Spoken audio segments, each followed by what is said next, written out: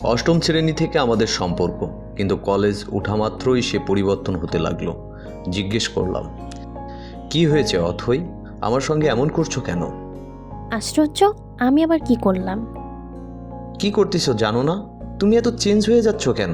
কলেজে দেখি সবসময় ছেলেদের সঙ্গে মিশো। ওরা আমার বন্ধু হয়। আমি তোমার বয়ফ্রেন্ড। আমি থাকতে তোমার বন্ধুর কেন প্রয়োজন বুঝলাম না। জানি না। এসব কিন্তু আমার একটুও ভালো লাগতেছে না। ভালো না লাগলে আমি কি করব শুনি? তুমি কোনো ছেলের সঙ্গে মিশবে না, মেয়েদের সাথে মিশতে পারো। তুমি এমন করো কেন আমার সঙ্গে? তোমাকে তো আমি কিচ্ছু বলি না। এমন করি মানে? শোনো, তোমার এইসব পাগলামি আমার একদম ভালো লাগে না। ও, তোমার যদি ভালো না লাগে ওইসব, তাহলে ব্রেকআপ করতে পারো। 3 বছরের সম্পর্ক ব্রেকআপ বললেই হয়ে গেল নাকি? তাহলে আমি এমন করে ঘুরে বেড়াবো, তুমি কিচ্ছু বলতে পারবে না, ওকে?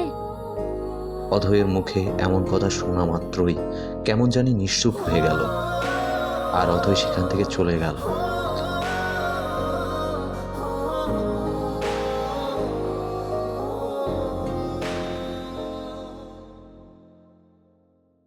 এইভাবে বেশ কিছুদিন চলে যাওয়ার পরেই 14 ফেব্রুয়ারিতে অথয়কে আবার ফোন দিল।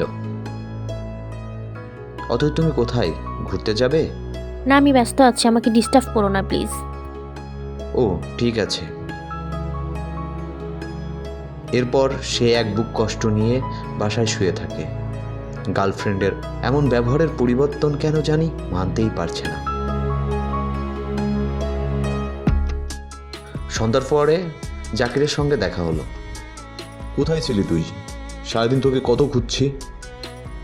বাসায় ছিলাম রে, বল। আরে তুই কি কিছু জানিস না নাকি? না। আরে অথই আজ ওর বন্ধুদের সঙ্গে ঘুরতে গিয়েছিল। পরে সুযোগ বুঝে ওর বন্ধুরা অথইকে ধর্ষণ করে, সেটা আবার ফেসবুকে ছাড়ে। কি বলিস এসব? হ্যাঁ রে বাবা, সত্যি কাহিনী। বন্ধুর মুখে এমন কথা শুনে সে নিশ্চুপ হয়ে গেল। আসলে যারা সত্যিকারের ভালোবাসার মূল্য দিতে পারে না এবং সঠিক মানুষ পেয়েও হারিয়ে ফেলে, তাদের সঙ্গে এমনই হওয়া উচিত।